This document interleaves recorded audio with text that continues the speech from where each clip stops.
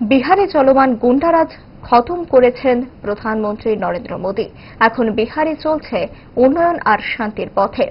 আগামীতেও বিহারে একই ধারা অব্যাহত থাকবে। বিহারের নির্বাচনী প্রচারে অংশ নিয়ে এই কথা বলেন রাজ্যের মুখ্যমন্ত্রী ডক্টর মানিক সাহা। আজ ছিল বিহারের রামনগর এবং বগাহা কেন্দ্রে বিজেপি প্রার্থীদের মনোনয়ন জমা পর্ব। এই উপলক্ষে আয়োজিত হয় নির্বাচনী জনসভা। জনসভায় দলীয় অন্যান্য নেতৃত্বদের সঙ্গে শামিল ছিলেন ত্রিপুরার মুখ্যমন্ত্রী। সভায় বক্তব্য রাখতে গিয়ে মুখ্যমন্ত্রী নিশানা করলেন অতীতের বিহারকে।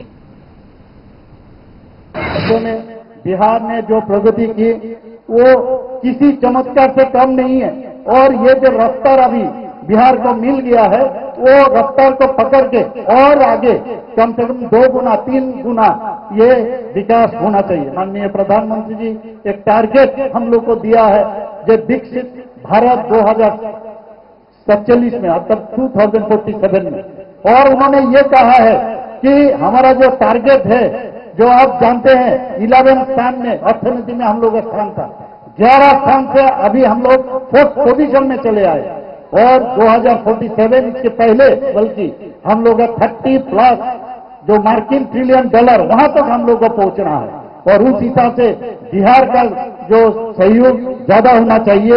मैं जो हेलीकॉप्टर से मैं आ रहा था, मैं पूरा बिहार जहां का मैं आ रहा था, मैं देखा बिहार माने इतना यहाँ से जो जमीन है इतना फर्टाइल है, यहाँ से क्या नहीं हो सकता है, सब चीज हो सकता है।